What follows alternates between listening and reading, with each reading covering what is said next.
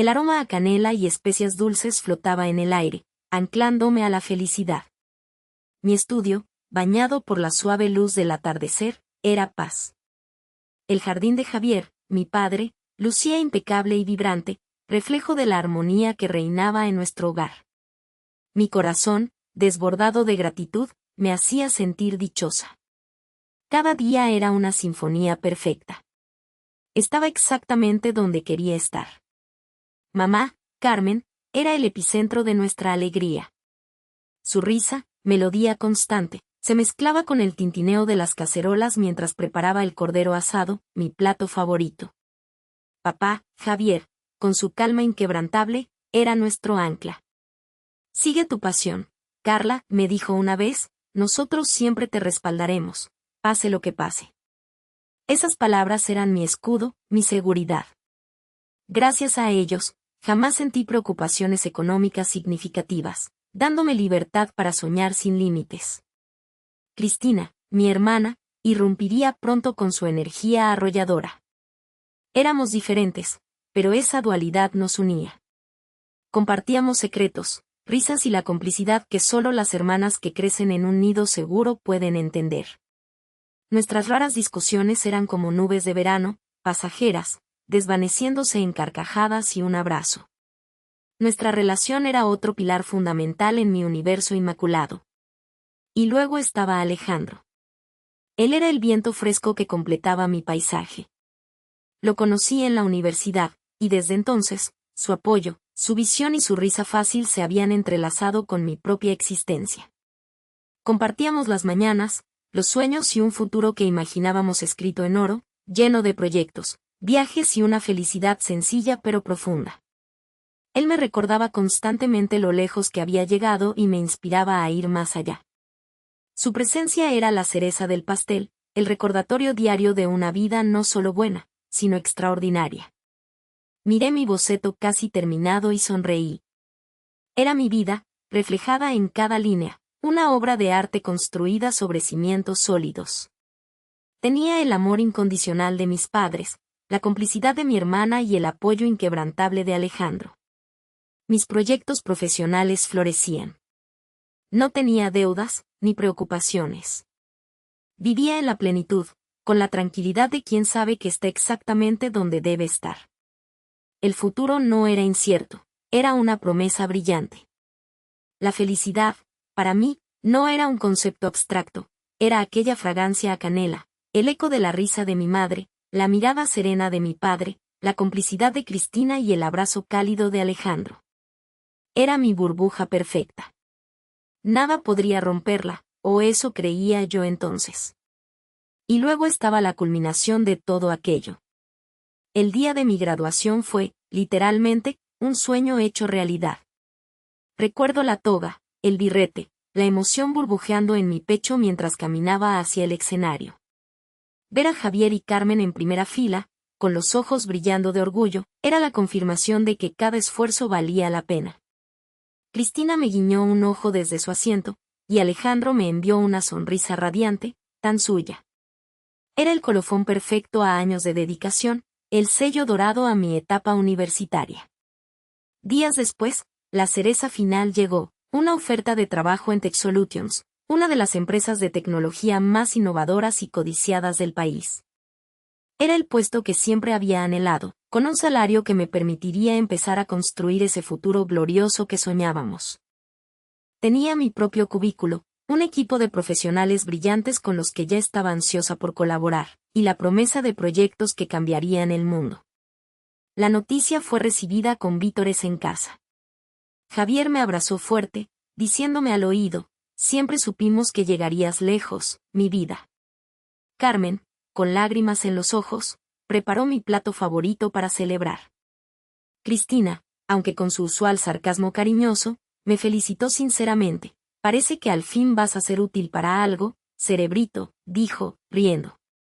Incluso Alejandro, al que se lo conté en primicia por teléfono, me levantó en brazos en cuanto llegué a su lado y me dio vueltas por el salón, su alegría tan contagiosa como la mía. Mi vida, en ese momento, era un lienzo vibrante pintado con los colores más puros de la suerte y el esfuerzo. Mis amistades de la universidad, leales y divertidas, seguían siendo mi red de apoyo incondicional. Con Alejandro, nuestros planes para el futuro se sentían más tangibles que nunca. Un viaje a la Patagonia para el año siguiente, empezar a ahorrar juntos para nuestro pequeño apartamento, ideas para un negocio conjunto que algún día lanzaríamos. Todo parecía alinearse a la perfección, pieza por pieza, en el rompecabezas de una vida ideal. Recuerdo una conversación, un par de semanas antes de mi graduación, con mis padres. Estábamos en el salón, tomando té y galletas, una de nuestras tradiciones más queridas. Carmen, con esa dulzura que la caracterizaba, mencionó casualmente: «Hija, hablamos con el banco. Ya no te preocupes por esos pequeños préstamos educativos que quedaban. Javier y yo nos encargamos de liquidarlos por completo. Queremos que empieces esta nueva etapa sin ninguna carga, con todas las puertas abiertas y la mente libre». Javier asintió, su mirada cálida y serena, ratificando cada palabra. «Es lo menos que podemos hacer por nuestra brillante Carla», añadió, su voz una melodía de orgullo. Sentí una oleada de gratitud tan inmensa y abrumadora que apenas pude hablar. Era un gesto que, para mí, simbolizaba la cúspide de su amor inquebrantable, su fe ciega en mí. Esos préstamos, aunque yo los veía como pequeños y gestionables con el tiempo, eran una de las pocas sombras minúsculas en mi horizonte, una diminuta y casi imperceptible nota a pie de página en mi expediente inmaculado. Que ellos, con esa generosidad infinita y sin pedir nada a cambio, se ocuparan de ello, era la prueba irrefutable de que mi burbuja de felicidad no era una ilusión frágil, era una realidad sólida, construida sobre el pilar más fuerte de todos, el amor verdadero. Menos mal, pensé, con una sonrisa que me cubría todo el rostro, sintiendo el corazón henchido de dicha y alivio. Menos mal que tengo unos padres así. Libre de ataduras, libre de preocupaciones. El mundo era mío. La calidez de ese momento, el abrazo de su generosidad, envolvió los días siguientes en una burbuja de serenidad. Me sentía invencible, ligera, lista para comerme el mundo que tanto había anhelado. Habían pasado apenas una semana, la euforia aún flotaba en el aire de casa, cuando Javier y Carmen me pidieron que los acompañara a la zona de estudio. Sobre la mesa de caoba, perfectamente alineados, reposaban varios folios con membretes de banco y notaría. «Carla, mi amor», comenzó Carmen, su voz tan suave como siempre, mientras señalaba los papeles con una delicada mano. «Estos son los últimos trámites. Como sabes, hemos liquidado tus préstamos, pero para que todo quede formalizado y tú tengas tus finanzas en orden de cara al futuro, es necesario firmar unos documentos». Javier añadió, con esa sonrisa tranquilizadora que siempre me había infundido tanta confianza. «Sí, hija. Son meros contratos de organización familiar, ya sabes, para gestionar mejor las cosas del patrimonio familiar y asegurarte un futuro aún más sólido y sin sobresaltos. Es una formalidad burocrática, nada de lo que preocuparse. De hecho, ayuda a aligerar la carga de lo que acabamos de hacer por ti. Es lo correcto». Mi mente, sin embargo, ya estaba a 1000 por hora, proyectando los primeros pasos de mi carrera, visualizando el impacto que mis proyectos tendrían. La idea de enfrascarme en la lectura de densos documentos legales me parecía una interrupción trivial, casi insultante, ante la inmensidad de mis sueños recién liberados. Preocuparme por la letra pequeña, cuando mis padres, mis pilares, acababan de demostrarme una vez más su amor incondicional. Era impensable. «Claro, por supuesto», respondí con prisa, apenas echando un vistazo superficial a los títulos de los documentos, que vagamente hablaban de gestión de activos y acuerdos de herencia. Sonaba razonable, sensato. Una simple formalidad, como bien habían dicho. Mis padres jamás me engañarían. Jamás. Tomé el bolígrafo con una confianza ciega, mi mente ya divagando hacia la cita que tenía al día siguiente con una potencial inversora. Rubriqué mi firma una y otra vez, sobre cada línea marcada con una X, sin molestia, sin cuestionamiento, con la ligereza de quien sella su destino con un acto de fe inquebrantable. Cada firma me parecía un trazo más en el lienzo de mi prometedor futuro, un pequeño acto mecánico que cimentaba la libertad que mis padres me habían otorgado. Listo, dije, entregando el bolígrafo y los papeles con una sonrisa radiante. Gracias por ocuparse de todo. Realmente significa el mundo para mí. Carmen me abrazó, y Javier me dio una palmada en la espalda. En ese instante, en mi inocencia, sentí que la vida me regalaba el escenario perfecto para despegar. Pero no sabía que, con cada trazo de tinta, no estaba afianzando mi futuro, sino dibujando el contorno de mi propia jaula, una jaula que mis padres, o quienes me rodeaban, estaban, paso a paso, construyendo a mi alrededor. El golpe, aún invisible, ya estaba dado. La cena de Nochebuena en la ancestral mansión de los Soto era, como cada año, un espectáculo de opulencia. El gran salón, engalanado con velas y un abeto descomunal, rebosaba de risas y el tintineo de copas. El aroma a pavo y especias dulces creaba una atmósfera que, en mi ingenua confianza, abrazaba como el preludio de un futuro brillante. Mis padres, Javier y Carmen, irradiaban la satisfacción de quienes controlan cada hilo de su existencia. Javier, con su traje de terciopelo, sonreía ampliamente. Carmen, en su vestido esmeralda, me apretó la mano bajo la mesa en un gesto que interpreté como puro apoyo mientras yo, eufórica, compartía las novedades de mi ambicioso proyecto, hablando de financiación y libertad. Cristina, mi hermana, se reía a mi lado con un tono un poco más estridente de lo habitual, pero no le di importancia. Lamentaba la ausencia de Alejandro, mi aliado, que estaba de viaje. Los brindis y discursos grandilocuentes de mi padre eran la banda sonora habitual. La conversación fluía, ligera sobre la superficie burbujeante de la champaña. Fue entonces cuando mi abuela, sentada en la cabecera, carraspeó, atrayendo todas las miradas. Conocida por su franqueza cruel y su lengua viperina, sus comentarios solían ser flechas disfrazadas de perlas de sabiduría. Un silencio expectante se cernió sobre la mesa, anticipando su inevitable intervención.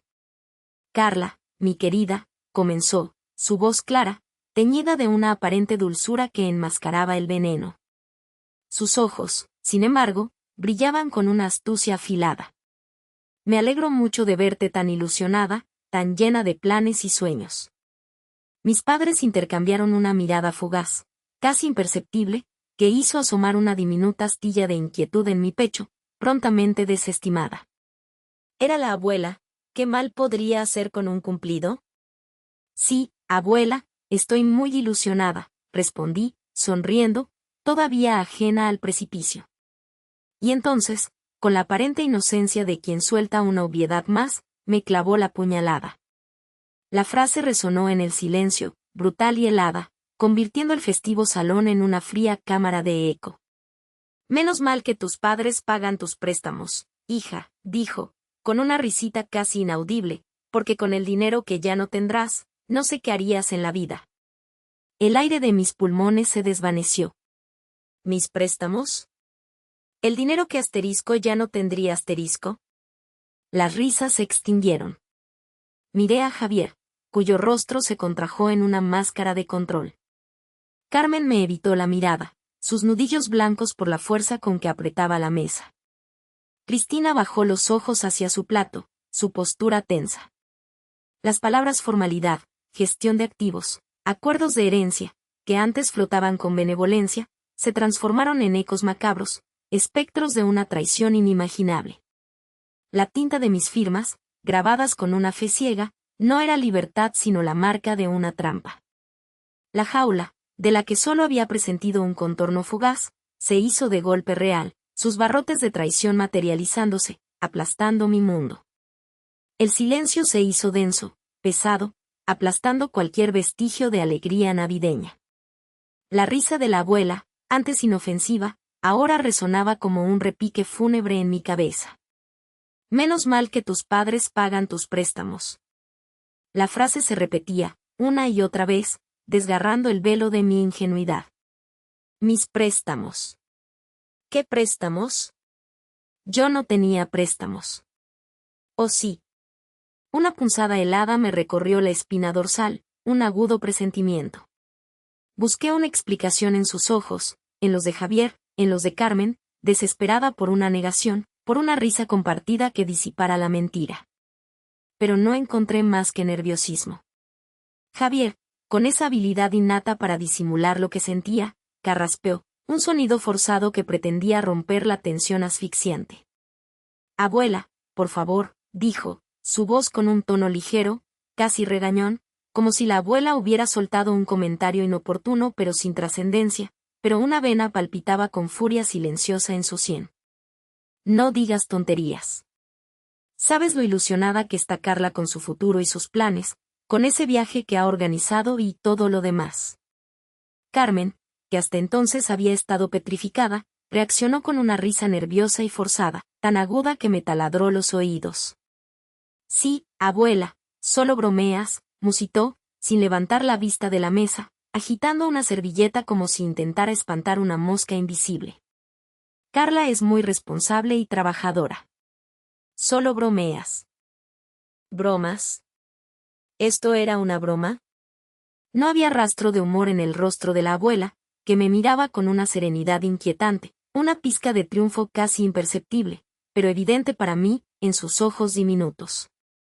Cristina permanecía inmóvil, observando, un fantasma en su propia silla, tan tensa como una cuerda de violín. Era el tipo de silencio que te gritaba verdades a viva voz, que llenaba los espacios vacíos con los ecos de una traición. Mis ojos se posaron en Javier y luego en Carmen. Sus evasivas, su nerviosismo mal disimulado, eran martillazos sobre la verdad que comenzaba a revelarse.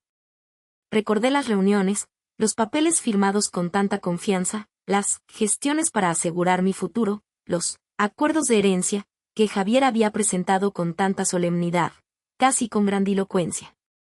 ¿Eran esos los préstamos? Había firmado algo que me hipotecaba, que me ataba a ellos de una forma insospechada, sin siquiera saberlo. Una ola de náuseas me subió por la garganta, un asco profundo que no era solo físico. La traición se materializaba no en una frase, sino en el brillo escurridizo de sus ojos, en la forma desesperada en que eludían los míos. Un escalofrío de terror puro me recorrió, empapándome hasta los huesos. Era el presagio inconfundible de que algo irreparable se había roto, que mi vida tal como la conocía, mi ansiada libertad, se desmoronaba ante mis ojos por la mano de aquellos que más decía amarme, aquellos que prometieron protegerme. La cena de Navidad se había convertido en un campo de batalla, y yo, Carla, era la primera baja. No los dejé ni respirar. El postre quedó intacto, las conversaciones triviales se desvanecieron tan pronto como la abuela terminó su macabra revelación. Mis padres, Javier y Carmen, intentaron huir al salón, quizás para fingir normalidad o para urdir su próxima mentira, pero mi voz, fría y cargada, los detuvo. ¿Qué fue lo que firmé, papá? ¿De qué préstamos hablaba la abuela? Mi tono no admitía réplicas ni evasivas. Javier forzó una sonrisa, una mueca de hielo. Carla, mi amor, por favor. Es Navidad. No es momento para tonterías. Carmen, a su lado, se llevó una mano al pecho. Tu abuela siempre ha sido un poco, bueno, exagerada. No le hagas caso, cariño. Hemos hecho todo por tu bien. La manipulación inicial, tan predecible, me revirtió el estómago. No evadan la pregunta. Necesito saber. Ahora. Mi voz se quebró, pero no por debilidad, sino por la furia contenida. Javier endureció la mirada. Estás haciendo una escena, Carla. ¿Quieres que la familia te vea así? Hay cosas que se hablan en privado. No nos expongas. Era una amenaza velada, un recordatorio de la fachada que tanto valoraban. ¿Y eso es lo que hacen ustedes? Hablar en privado para que yo, su propia hija, firme papeles que me atan a su voluntad sin siquiera entender qué rubrico. La réplica los golpeó. Carmen se echó a llorar, un sollozo seco que sonaba a excusa. Hemos hecho todo por tu bien, Carla. Todo. Mi bien, grité, incapaz de contener la rabia. ¿Qué significa mi bien, cuando la abuela habla de deudas y de lo que ustedes pagan por mí, como si fuera una carga? ¿Era esto lo que firmé? ¿Una sumisión total, una condena? Javier, sin rastro de su falsa amabilidad, espetó: no sabías manejar tu dinero. Eras un desastre, Carla. Pensamos que esto era por tu propio bien. Necesitabas estabilizarte. Estabilizarme endeudada y sin dinero, sin un futuro propio más allá de lo que ustedes me concedieran. Su máscara se resquebrajó. Javier, con un gesto de furia contenida, arrojó una carpeta de documentos sobre la mesa de caoba. Carmen se retiró a un sillón, tapándose el rostro con las manos, su llanto seco inundando el silencio. El aire se volvió denso con la verdad por fin emergiendo. Los papeles. Mis ojos pasaron por los títulos: renuncia a heredad, cesión de patrimonio, acuerdo de participación empresarial. No era ayuda con mis préstamos, no era un rescate financiero. Era un traspaso monumental, total. Cada línea que había firmado, cada rúbrica, no era para salvarme, sino para despojarme. Me había despojado de mi legítima parte de la herencia familiar, mi participación en la floreciente empresa que Javier había construido con sangre y sudor, mi derecho a una seguridad que creía garantizada por mi nacimiento. ¿Y los préstamos? La voz de Javier era un zumbido frío mientras lo espetaba: nunca te cubrimos del todo. Pensábamos que aprenderías la lección. Te dejamos lo suficiente para que vieras la dificultad. Pero no era lo suficiente, era casi todo. Mi nombre figuraba como deudora principal de una cantidad astronómica, una que solo podría haber sido liquidada con mi parte de la herencia. Sin la herencia, sin la empresa, no era solo que no tuviera acceso a la fortuna, es que era la única responsable de una deuda impagable, un lastre que arrastraría por el resto de mi vida. Mi firma, mi maldita firma, no había garantizado mi libertad, sino mi condena. Era una burla cruel, un chiste macabro. El suelo se abrió bajo mis pies. La habitación, una prisión de seda y madera, giraba a mi alrededor. El aire se volvió escaso, el oxígeno una burla. Sentí una náusea más potente que nunca, una que venía de lo más profundo de mi alma, un grito silencioso que amenazaba con desgarrar mi garganta. Las lágrimas no llegaban, el impacto era demasiado grande. Solo había un inmenso vacío, un pozo oscuro que me tragaba entera. Todo por lo que había luchado, cada pequeña libertad que arañé con mis propias uñas, cada sueño de independencia, se había convertido en un espejismo, reducido a cenizas por la mano de quienes decían amarme, de aquellos que me prometieron protección. Era consciente de un dolor abrumador, un peso en el pecho que me asfixiaba. Cristina, silenciosa hasta entonces, observaba desde la distancia, una sonrisa apenas perceptible, fría como el mármol, floreciendo en sus labios. Su victoria se saboreaba en el aire estancado, en mi desesperación. Estaba sola, encadenada, y no había escapatoria. El abismo me había engullido. El abismo había engullido mi última esperanza, pero la caída no terminó allí. Fue solo el comienzo de mi descenso al verdadero infierno. La revelación de la deuda, de mi condena firmada con mi propia mano, fue el golpe maestro en una guerra que yo ni siquiera sabía que se estaba librando. Mamá, Carmen, y papá, Javier, no tardaron en actuar. La noticia, o más bien la versión sesgada y perversa de los hechos, se propagó por nuestro círculo como un virus. Víctima de un sistema injusto, me convertí en la hija ingrata, la ambiciosa, que había intentado estafar a su propia familia. Las llamadas no tardaron en llegar. No a mí, por supuesto, no a la desagradecida, sino a mis padres, llamadas de falsa condolencia de amigos y socios, todas orquestadas con una maestría digna de los mejores directores. Yo, la Carla conflictiva, que había rechazado la oferta de su padre, aquella que se había empeñado en construir su propio camino lejos de la sombra de la empresa familiar, ahora era una paria. Escuchaba a mi madre al teléfono, su voz suave y melancólica, relatando con voz dolida como yo, Carla, había intentado arruinar a mi familia, a mis propios padres. Es tan triste, querida, la oí decir una tarde, después de todo lo que hicimos por ella. Pero ya sabes, la envidia. La envidia, sí, claro. La envidia de tener una vida decente sin ellos. La verdad, claro, era irrelevante. Su verdad, construida con años de manipulación y contactos en las altas esferas, era la única que importaba.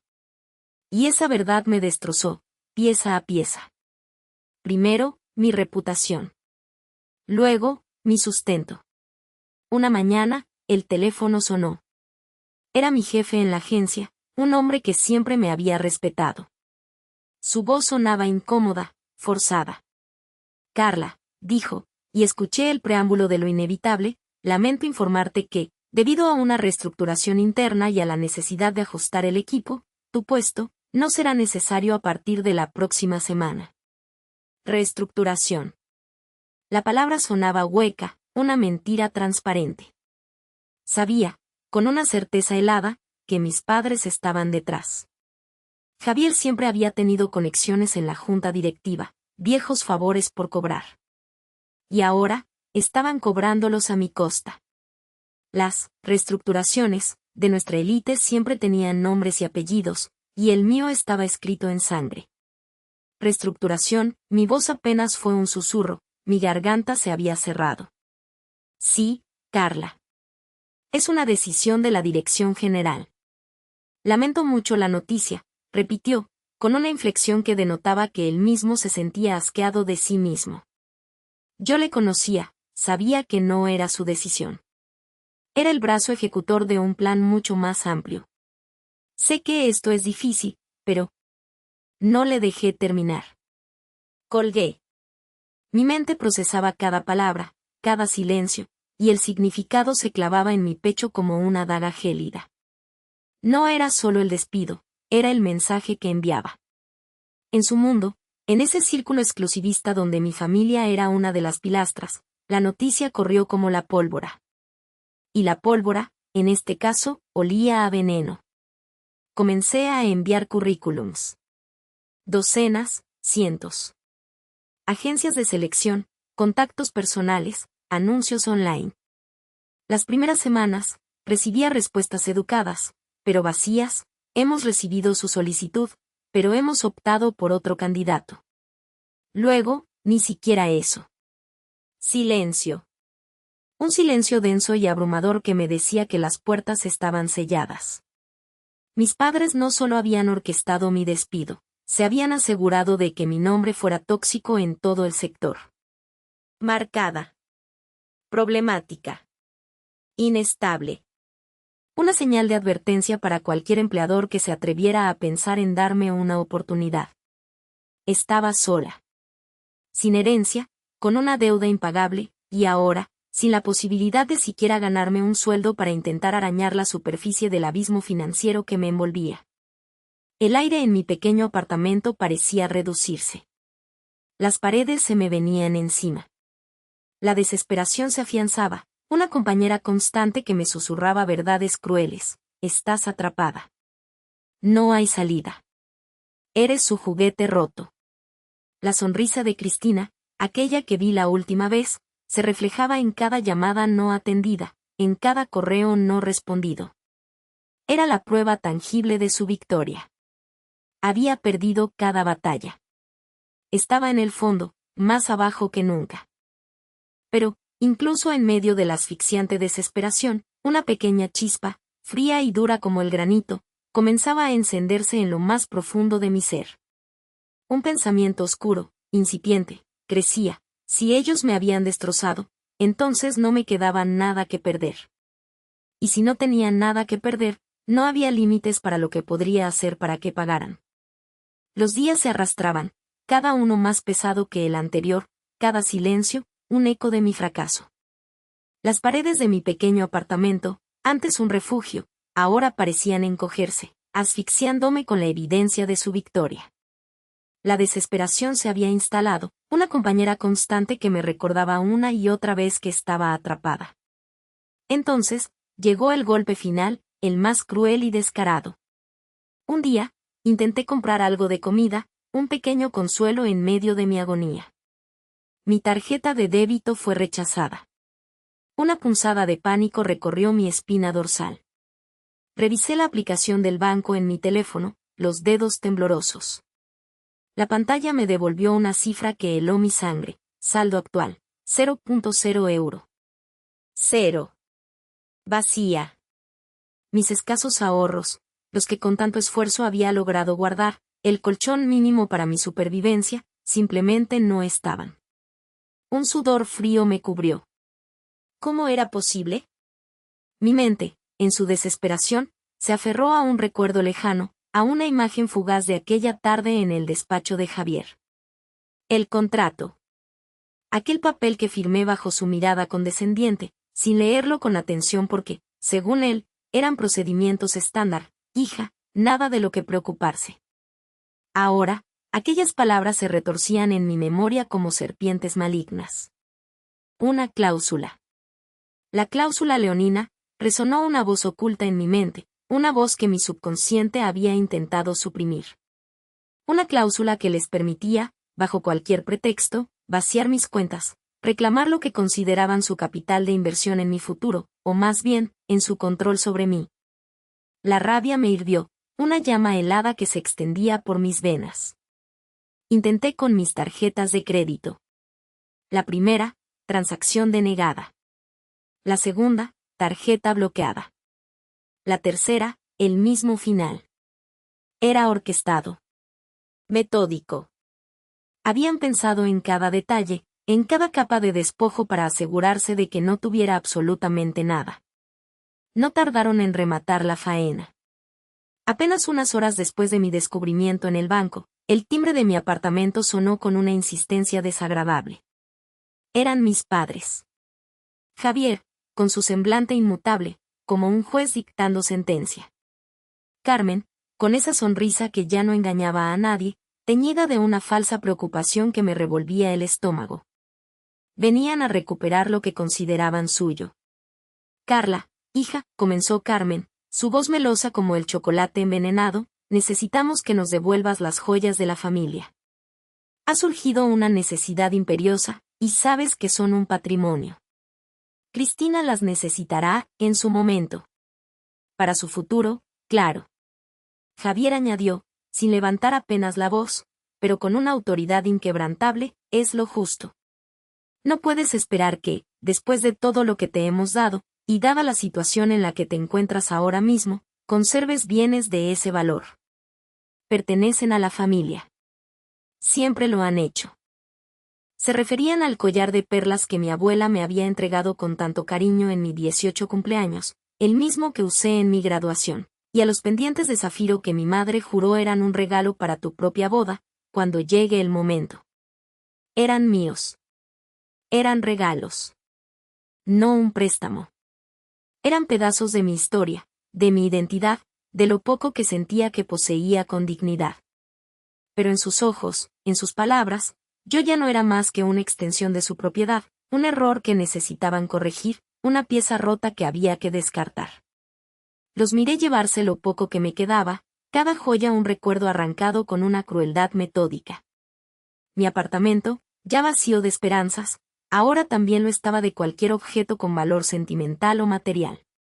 Cada paso que daban hacia la puerta con mis pertenencias era un clavo más en el ataúd de mi antigua vida. Y con cada clavo, aquella pequeña chispa de granito que sentía dentro de mí se transformaba en un fuego helado. Ya no me quedaba nada. Estaba literalmente despojada de todo. Y en ese vacío absoluto, comprendí que la venganza no era un deseo, sino la única posesión que me quedaba por conseguir. El golpe final no fue el despojo de mis joyas, sino el silencio que le siguió. No el de la casa vacía, sino el de los teléfonos, el de la puerta de mis amigos, el de los correos sin respuesta. Creí que, incluso si mis padres me daban la espalda, mis amigos, aquellos con los que había compartido risas y secretos, me apoyarían. Qué ingenua fui. Mi primera llamada fue a Lucía, mi mejor amiga desde la infancia. Su voz, normalmente tan cálida, sonó distante, almost vacilante. Carla. Mira, no sé qué decir. Tus padres, me contaron lo de los préstamos. Que estás un poco, inestable. Y que, con lo desagradecida que has sido, después de todo lo que te han dado. Sinceramente, no creo que sea bueno para mí involucrarme. Lo siento. Colgó antes de que pudiera replicar, antes de que pudiera balbucear la verdad, antes de que pudiera gritar que me estaban abandonando. Intenté con Marcos, un primo lejano con quien siempre tuve buena relación. Él fue más directo. Carla, sabes que te aprecio, pero Javier y Carmen son familia. Han dicho que estás con problemas financieros serios, que no eres tú misma, que estás actuando de manera imprudente pensando que eres dueña de todo lo que ellos te han permitido usar. No quiero problemas con ellos por esto. Lo siento, pero no puedo ayudarte. Sus palabras eran dagas envenenadas, no por su crueldad inherente, sino por la facilidad con la que aceptaban la versión de mis padres, mi locura, mi ingratitud. Mis padres eran maestros en la manipulación, en la construcción de una narrativa donde yo era la villana desaforada y ellos, los padres sacrificados víctimas de mi ambición desmedida. Cada intento fue una bofetada. Cada mensaje ignorado, cada puerta cerrada, cada voz fría al otro lado de la línea reforzaba la verdad incómoda. Estaba completamente sola. Mis padres no solo me habían despojado de mis bienes, sino también de mi reputación, de mi red de apoyo, de mi propia realidad en los ojos de los demás. Era una paria, una advertencia, un ejemplo de lo que le sucede a quien osa desafiar a los Montero. Sin ingresos, sin ahorros, todo había ido a parar a los préstamos que mis padres habían cubado hábilmente para luego pagar y reclamar mi vida, y con mi alquiler vencido, la carta de desalojo no tardó en llegar. 2 semanas. 2 semanas para encontrar un lugar al que ir, o me vería en la calle. No tenía a dónde ir. Ni un solo familiar, ni un solo amigo estaba dispuesto a darme la mano. La indignidad era un peso tangible sobre mis hombros. El día del desalojo, empacaron mis pocas pertenencias en bolsas de basura, lo que mi familia había despreciado dejarme. La cerradura fue cambiada, mi mundo se redujo a la calle y a un viejo Honda Civic rojo que Alejandro, un compañero de universidad que por azares de la vida se encontraba de viaje, me había prestado hacía un mes para lo que necesitara mientras él estaba fuera. La ironía era palpable, un coche prestado se convertía en mi único santuario, mi único refugio. La primera noche en el coche fue surrealista. El frío se colaba por las rendijas, el asiento era duro, y el constante miedo a ser descubierta me mantenía en vilo. Comí lo poco que había logrado salvar de la cocina de mi apartamento, una barra de pan duro y un zumo de Tetrabric. Las noches se sucedían, interminables y gélidas. Alternaba el coche con albergues nocturnos, cada uno más deshumanizante que el anterior. La ducha fría, los olores a desesperación, los rostros anónimos llenos de historias rotas. Yo, Carla Montero, la hija perfecta, la estudiante brillante, la dueña de joyas de perlas y zafiros, estaba ahora durmiendo en un coche, comiendo sobras, y temiendo por mi seguridad. Cada día era un martillo que golpeaba mi ego, mi orgullo, todo lo que creí ser. La humillación era una constante, una compañera fiel. Pero en medio de esa cruda realidad, de ese abismo de desolación, algo empezó a cristalizarse en mi interior. El fuego helado del que había intuido antes, se solidificaba poco a poco. Ya no había espacio para el dolor, solo para la rabia. Cada noche en el coche, cada mirada de lástima o de desprecio, cada recuerdo de mis padres y su traición, tallaba la fría y afilada piedra de mi determinación. Estaba despojada de todo, pero en ese vacío absoluto, la única posesión que me quedaba era la venganza. Y no iba a soltarla.